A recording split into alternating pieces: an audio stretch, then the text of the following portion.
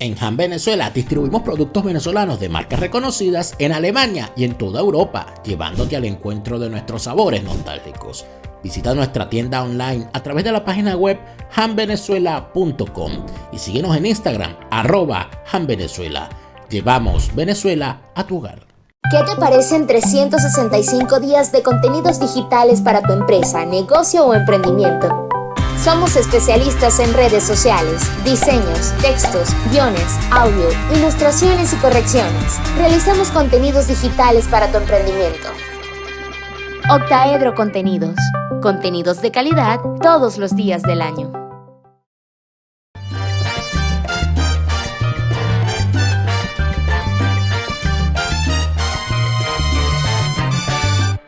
Me vas a dejar hablar. No, te bien nervioso. Que me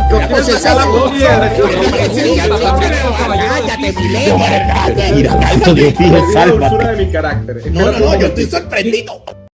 Fuera de orden, crónica de la desgracia nacional e internacional, plomería informativa, arqueología, paleontología, zoología, parasitología, infectología, criminología, penitenciaría, bacteriología y medicina forense política. Gracias por estar acá. Les saluda Daniela Farías. Todos los fines de semana a las 12 del mediodía estrenamos un nuevo programa de fin de semana. De lunes a viernes estamos a las 8 de la noche, siempre en hora de Venezuela, siempre aquí en mi canal YouTube. Gracias a los que hacen posible que este programa siga al aire.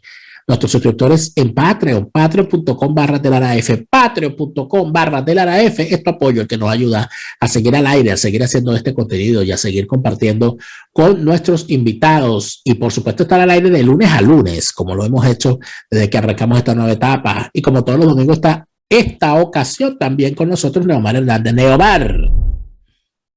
Señor Daniel, amigo que nos ven en Fuera de Orden todos los domingos, saludos tenga usted y tengan todos ustedes también. Un gran abrazo. Ay, qué cordial, interesante. Sí, mira, vale. Mira, hoy no hay grosería. Hay una serie de elementos, ¿no?, que son utilizados de forma frecuente para hacerle creer al venezolano que las cosas van a cambiar. A mí me da risa que el tema de con mi corrupto no te metas ya es una tradición, ¿no? Si hay una acusación de corrupción, el corrupto es el que está enfrente. Si estás denunciando por corrupto al mío, no. Él no es ningún corrupto. El corrupto es el tuyo, porque con mi corrupto, el mío no es corrupto.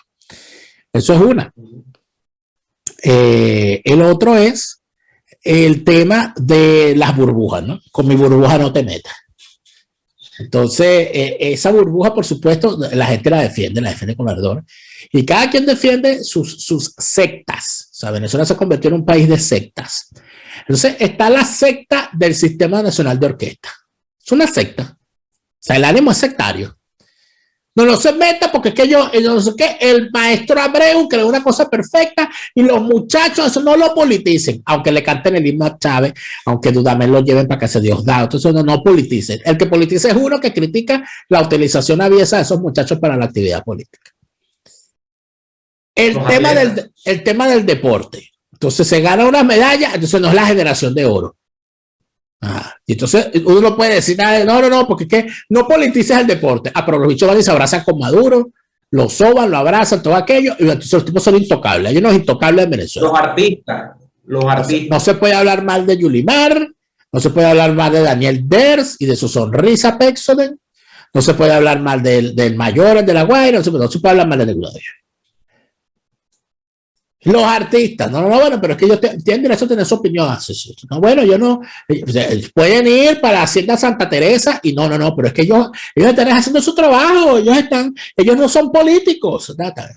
Los influencers. No, porque es que ellos lo que están es mostrando lo bonito del país. Ellos tienen derecho, uno quiere ver lo bonito, estamos cansados de ver lo feo. Lo bonito.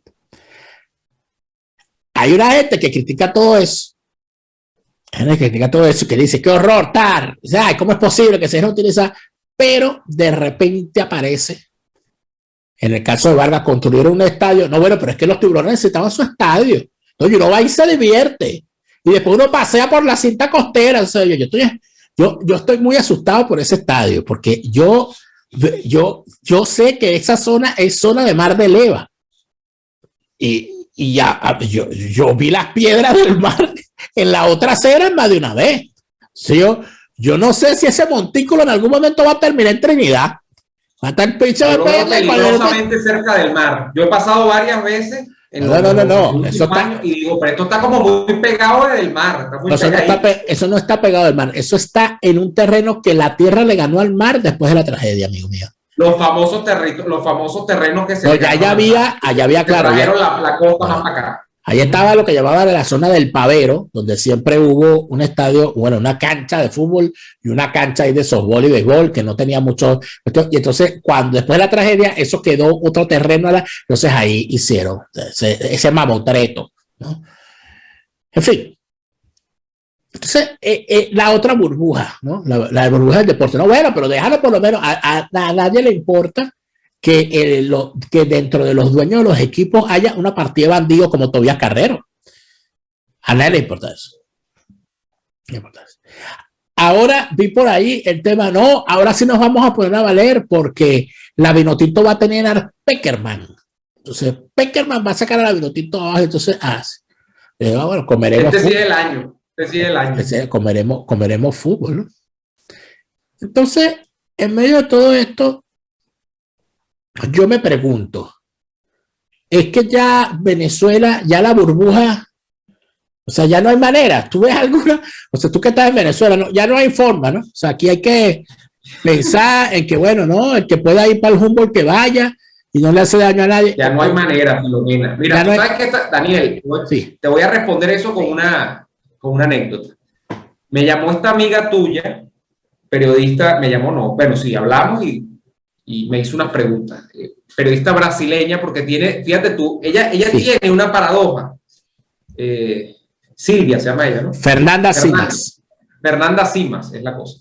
Ella es periodista brasileña que ella tiene un problema, pues fíjense ustedes, ella no entiende cómo se habla de normalización en Venezuela, porque eso hasta fuera de Venezuela ya está haciendo eco. El tema de cómo Maduro ha logrado capear la crisis en Venezuela, y parece que hay gente que se está devolviendo y que como hay gente que vive en Venezuela con este cuento de que de que ganas menos de $1 al día, pero además hay una estadística que está sacando el FMI que te indica que a finales de 2021 Venezuela va a ser el país más pobre de América completa. Está por debajo de Haití, está por debajo de Nicaragua. Ella me dice, oye, pero es que yo no entiendo. Yo le digo, déjame explicarte, porque yo tampoco es que lo entienda mucho, pero estando acá y de alguna manera tratando de comprender y de darle, o sea, partiendo de la experiencia personal mía, ¿qué creo yo, Daniel? Venezuela se va a convertir, se lo dije a Marcano hace unos meses, Venezuela se va a convertir en un país para 1 millón de personas.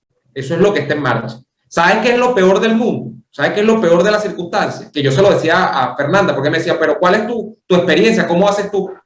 Mira, yo tengo que tener, como dirían los marxistas, yo tengo que tener conciencia de clase. Yo soy un privilegiado actualmente en el contexto en el que está Venezuela. Por mi trabajo fuera de Venezuela, porque mis ingresos fundamentalmente vienen de cosas como esta, porque yo no trabajo en el sistema, digamos, formal del empleo en Venezuela, que es muy precario, que es absolutamente hambriador, que es absolutamente, diría yo, incluso inhumano, porque eso es horrible que tú tengas una persona cobrando unos bolívares que ni sirven, dándole unos bonos, dándole una caja de miseria. Yo no dependo de la caja CLAP, pero yo tengo que tener conciencia de que quizá yo formo parte de una clase en Venezuela que yo sé que yo no soy un boliburgués, yo sé que no soy un nuevo rico, yo sé que, o sea, yo no tengo grandes bienes de fortuna ni nada, pero el grupo de venezolanos donde yo estoy inserto, por lo que yo creo que es mi modo de vida, que tampoco es demasiado sofisticado, es un grupo donde estará máximo, se lo decía yo a ella, el 10% de la población que actualmente está en Venezuela, y creo que es mucho. 10, 15% si estiramos mucho la liga. Y yo creo que el modelo de país que está construyendo Maduro efectivamente es un modelo de país que va hacia allá, que comenzó con los bodegones, pero mira por dónde vaya. O sea, porque el bodegón fue la primera expresión de un consumo que era absolutamente importado, y además, esto se lo decía la periodista brasileña también, no ha cambiado en nada la actividad productiva, y eso te explica lo que dice el Fondo Monetario, donde Venezuela va a ser más pobre de lo que es Haití, de lo que es Nicaragua a finales de año, porque en Venezuela no se produce nada, Daniel, realmente. Y yo entiendo que hay gente que pone en Instagram que está maravillada, sobre todo con la pandemia surgieron estos emprendimientos de comestibles, pues de comida, que si a las hamburguesas, que si hago pizza, que si hago... pero eso no suma realmente mucho al PIB de un país.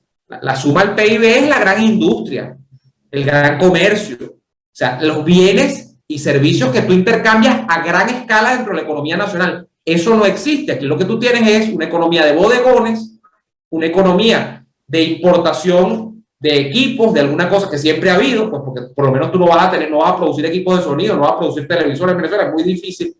Y eso de cara a un consumo que es, repito, cuando mucho, la posibilidad de acceso al 10% del país. Y yo creo que Maduro decidió, es una decisión por diseño del chavismo, crear un país que sea eso, pues un país que realmente donde solo 1 millón de personas en todo el país, 1,5 millones, 2 millones de personas, vivan medianamente bien. Claro, dentro de ese 1 millón de personas, o esos 2 millones de personas, y estoy hablando de una base que podría quedar 20 millones en Venezuela, o 18 millones de habitantes en Venezuela, 17 millones, hay un pequeño grupo, aún más minúsculo, que son 100.000, que están todos conectados en las grandes actividades del Estado, que fundamentalmente es importación, legitimación de capitales, narcotráfico, tráfico de influencias para acceder a contratos con el Estado, de lo poco que hace el Estado en términos de construcciones públicas, esas cosas, lo cual te crea una clase a su vez dentro de una clase. Entonces, ¿qué es lo que ocurre? Que ese cascarón, que por dentro lo que está es vacío, porque realmente no hay ninguna dinamización de la economía. No estoy tratando de hablar como economista, porque estoy tratando de explicar un proceso económico, sino que el país sigue siendo más o menos el mismo. Lo que hace es maquillarte lo que está dentro de ese cascarón. Entonces, lo que se está quedando, con lo que se está quedando la comunidad internacional, con lo que se están quedando algunos venezolanos dentro y fuera de Venezuela, es con la cáscara, con la coraza de ese país. Ahí no hay realmente de fondo mayores cosas. Sin embargo, te repito, para ese 1 millón de personas, ese 1,5 millones, 2 millones de personas, el país es un país medianamente aceptable, pero eso no es un país que realmente tú digas, esto tiene mucha perspectiva de futuro. ¿Qué ocurre? Que estas personas han logrado crear burbujas, y yo mismo lo he hecho, Daniel. ¿Qué hace uno? Se le ve el agua, montas un tanque de 1.000 litros en tu casa, yo lo tuve que hacer. Entonces tú vives con tu tanque. No tenías luz en la época que no había luz. Bueno, aquí había gente que compraba plantas eléctricas, incluso un apartamento. Les echaba gasoil, además el combustible todavía era barato en esa época. Y tenían una planta eléctrica montada que fuera para los campos, pues donde no llegaba el servicio de energía eléctrica convencional. Montas una planta eléctrica. No vas a conseguir comida, no sé qué. Te compras un freezer como si tú tuvieses un comercio y lo atraviesas en el medio de la sala de tu casa y metes ahí, compras 10 pollos y los metes porque tú tienes plata, pues, y metes los pollos ahí. Este tipo de cosas. Se te antoja comerte un dulce, te vas y te vas a un bodegón y te compras 1 kilo de Nutella. O sea, eso es una absoluta burbuja que de cara al país completo no representa lo que es el país. Entonces yo creo que la gente, o sea, el consejo que yo doy generalmente a la gente, es que la gente mire más allá de su realidad. Porque, como te digo, yo por un momento me puedo sentir hasta favorecido por eso, aunque yo no soy rico, pero yo no vivo mal. El tema es que tú salgas de lo que tú realmente vives, este 10% de la gente, y vea que esa no es la realidad del país. Y ahí están los números para hablártelo. Esto, la proyección del Fondo Monetario es sumamente clara. Venezuela no se ha dinamizado, Venezuela sigue siendo improductiva, Venezuela sigue teniendo hiperinflación, aunque dicen algunos que se ha desacelerado, pero Venezuela sigue siendo un caos. El bolívar no vale nada, el dólar es la moneda de curso corriente en este país. Entonces, eso es lo que ocurre, Daniel, que eso tiene una cara, digamos, interna, y tiene una cara de cara al público internacional, que es el cascarón. Y la gente está viendo el cascarón, eso es todo lo que está ocurriendo.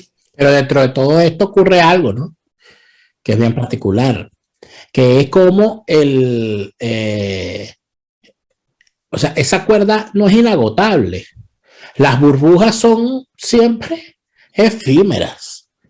Y uno que vivió lo que fue el periodo de escasez, casi con periodo especial, entre el año 2013 y el 2017, que fue cuando yo me fui de Venezuela, entre el año 2013 y 2017, bueno, no tenía que perseguir rubros de primera necesidad en Venezuela: harina, arroz, harina de trigo, harina precocida de maíz, pan, leche. Lo que tenían niños, buscar pañales, ese tipo de cosas. Eso se vive en Venezuela.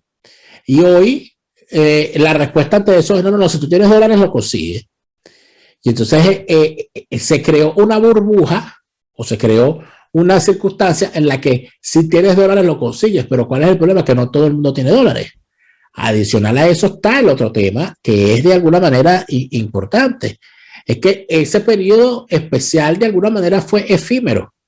Se acabó. Empezó una especie de pequeña bonanza para pequeñas personas, adicionalmente a la gran diáspora que hubo, que empezó a revertir a través de las remesas dinero a Venezuela. Todo eso, ¿para dónde va? Eso no es inagotable. Eso no es inagotable. Exacto. Porque en el que envía remesas, y esto es importante, el que envía remesas no, tampoco es que puede enviar lo que se necesita para solventar todas las necesidades de su familia en Venezuela. Podrá enviar un poquito, pero no puede enviarle, la gran mayoría no puede enviarle $1,000 a su familia en Venezuela. La gran mayoría no puede hacer eso. Y quizás en algún momento $1,000 en Venezuela ya se queden cortos para mantener una familia. Porque la cosa es que la inflación en dólares que produce la propia mafia hace inviable que eso se sostenga en el tiempo. La única forma de lograr eso es seguir empujando a la gente a que se vaya. Seguir abriendo la frontera, seguir permitiendo que los tipos se vayan, seguir dándole, bueno, abrieron el chorro los pasaportes, todo el que el pasaporte se lo da, cosa que me parece muy bien porque el de pasaporte es un derecho, pero de alguna manera se ve a leguas que al régimen le está dando muchos resultados empujar a la gente a que se vaya. Entonces se van y entonces así la pareja de ancianos o de personas ya de la mediana edad que tienen 3 o 4 hijos, bueno, se le fue uno que le pueden mandar 200 al mes, pero si se le van los 4, bueno, cada uno le mandará 200, son 800, podrá medio bandearse allí. Entonces, esto pareciera que está como empeorando, ¿no? Fíjate, qué interesante eso que dices. Estamos en un cambio, no de época, es un cambio de mecanismo mafioso, ¿no? En una época, justamente esa época donde tú estás en Venezuela, Daniel, el tema de los pasaportes estaba complicadísimo. No les interesaba que la gente se fuese. Y eso desde el punto de vista migratorio, porque la idea que se quería dar era de que Venezuela todavía resistía, que la gente no se iba, tal, que tal.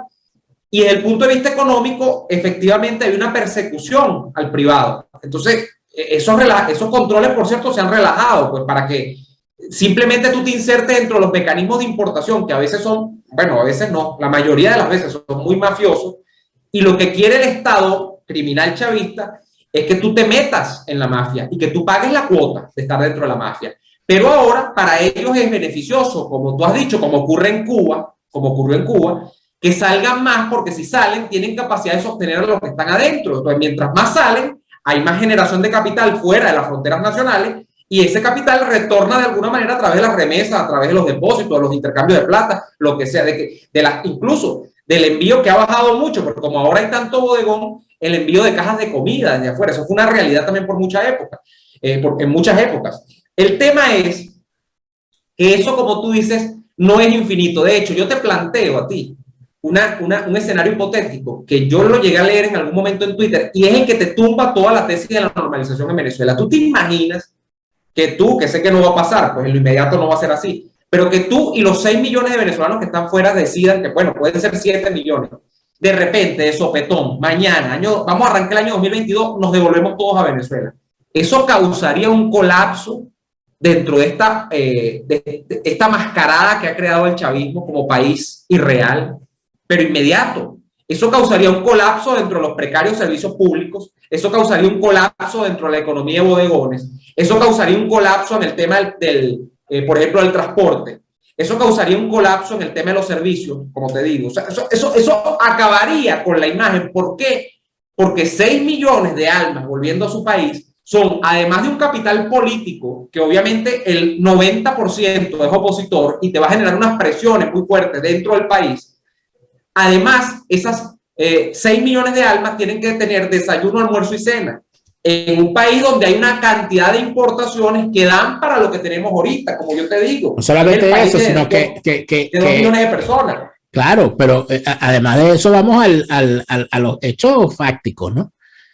Si 6 millones de personas, de venezolanos que estamos fuera, regresamos todos de golpe a Venezuela, ya al solo momento de poner un pie en Venezuela, empieza a generar el colapso de la telefonía, lo que a su vez empujará al colapso de la electricidad, lo que a su vez empujará al colapso del suministro de agua a lo poco que hay.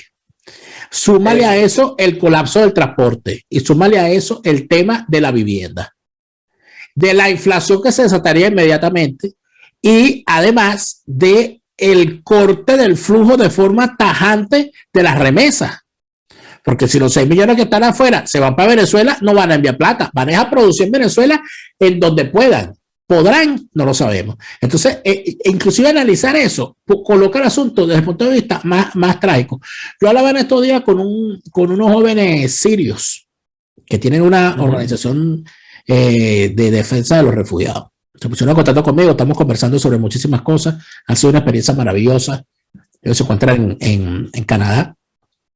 Y yo le decía algo, yo le decía, mira, pero es que nosotros tenemos 6 millones de venezolanos, el flujo de migrantes venezolanos es mayor que de migrantes sirios. Y entonces él me dice, bueno, pero vamos a revisar bien los números. Él me muestra. A los que están fuera de Siria, que son 5 millones de sirios, súmales a los que se quedaron sin hogar dentro de Siria y no se pudieron ir de Siria, sino que se fueron a otros sitios dentro de la misma Siria. Me dice, ahí hay un total de 3 o 4 millones de desplazados internos, que es una situación terrible. O sea, dentro de Siria hay una situación de desplazados, de gente que se fue de un pueblo para otro porque llegó el grupo tal. Aquí también, Daniel. Aquí desplazado.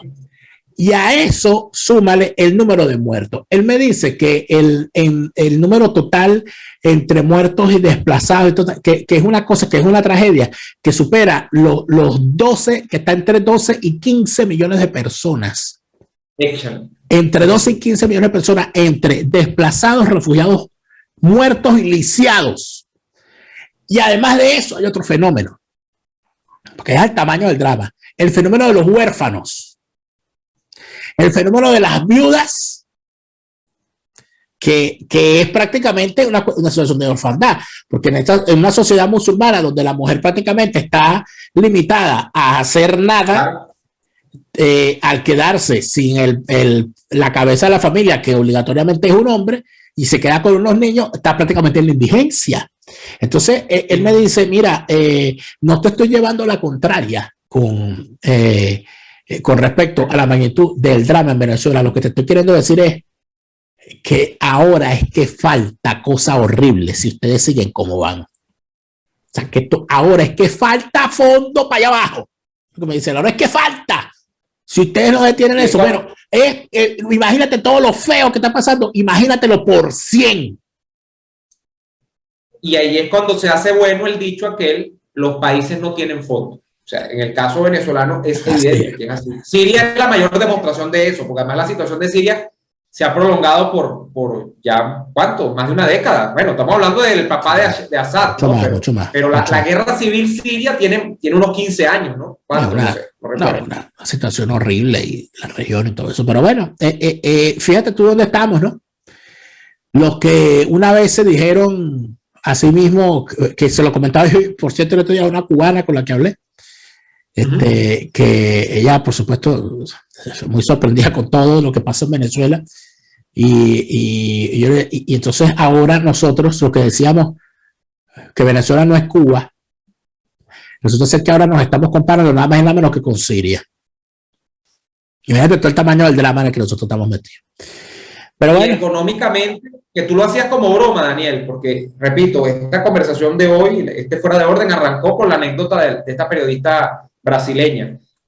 Para ella lo que era inconcebible era como un país petrolero estaba por debajo de los niveles económicos de Haití. Y eso no es nuevo, Venezuela lleva tiempo en eso, pero ella me dice, ¿va a cerrar este año otra vez? La proyección es, no, por supuesto, y más. O sea, estamos hablando desde el punto de vista de la población o de los movimientos migratorios de Siria, y estamos hablando desde el punto de vista económico de Haití. ¿Eso de qué te habla? Que eso es pura paja, el cuento de la normalización, porque cuando tú tienes unos movimientos migratorios que tienen esa expresión, y cuando tienes una realidad económica que tiene la expresión haitiana, que me perdonarán todos, porque Daniel tiene más un tema con Haití conmigo, que si yo creo en los espíritus, no creo en los espíritus, pero que Haití es un caos económico desde siempre, parece una cosa maldita. O sea, cuando tú estás por debajo de los indicadores de esos dos países en dos ámbitos tan importantes como los movimientos migratorios y la economía, oye, tú estás severamente complicado, por no decir la palabra, ¿no? Entonces, está muy complicado. Y frente a eso, repito, el juego de Maduro parece ser a esta altura, por una parte, estimular las burbujas, porque las burbujas económicas te crean espacios. ¿Cuál es la gran burbuja económica? Porque Chacao es una burbuja económica. Chacao es, y el chavismo jamás le va a poner la mano a Chacao, porque tú no puedes tener un sistema como el chavismo que sobreviva ad infinitum, siendo una dominación completa de, digamos, todos los territorios nacionales. No puedes, porque tú tienes que dejar válvulas de escape para que la gente que dice, coño, yo vivo en una basura, pero me puedo ir a Chacao, y entonces el alcalde monta los food trucks y monta una feria y tal. Eso te crea un espacio de sanidad mental, de engaño, porque al final de cuentas eso no es el país, pero tú te sales un rato del país real. Bueno, por eso no le van a poner nunca la mano a Chacao. Pero ¿qué ocurre? Que no es que el régimen crea Chacao para que vayan los caraqueños, no. Chacao o Baruta o El Hatillo son burbujas nacionales. ¿En qué sentido? ¿Cuánto maracucho no se ha venido del Zulia a vivir alquilado en Chacao o tal? Porque estaban huyéndole al caos que era el tema del agua en el estado Zulia, en Maracaibo específicamente, en otras partes del estado Zulia.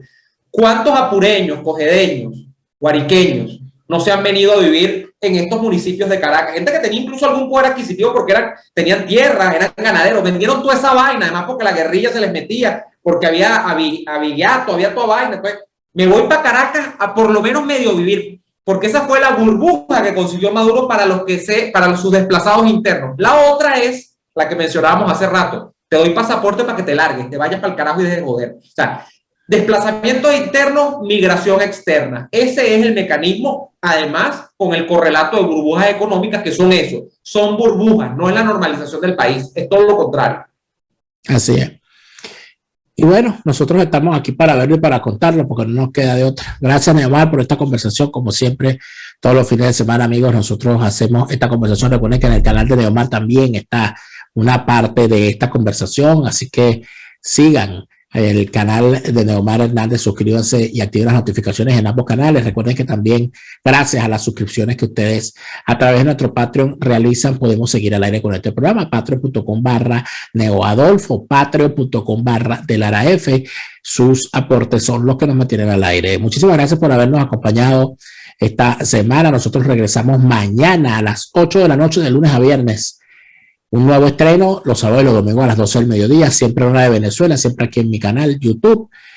Volvemos mañana. Chávez no vuelve. Mira, podrán volver los 6 millones de venezolanos que hay en el extranjero a Venezuela. Podrán volver las dos palomitas que se fueron volando de Maracaibo, tanto a La Guaira como a la propia Maracaibo. Pero Chávez no vuelve ni que le prendan una vela y le pongan 3 vasos de agua un lunes detrás de la puerta.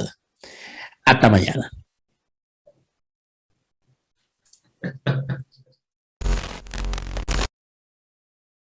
Vinostrum para celebrar, para acompañar o para compartir.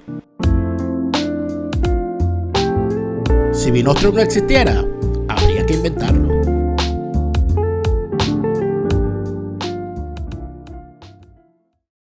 ¿Quieres enviar algo desde los Estados Unidos a Venezuela? Tuplata.com.be es la mejor opción. En tuplata.com.be además te asisten con tus compras y si lo necesitas, incluso las hacen por ti. No busques más couriers de dudosa procedencia, envía rápido y seguro. En avión o en barco, nos ajustamos a tu presupuesto. Tuplata.com.be, la tarifa más baja y en el mejor tiempo. Resistencia con contundencia, no más lavado de conciencias. Resistencia por ahí.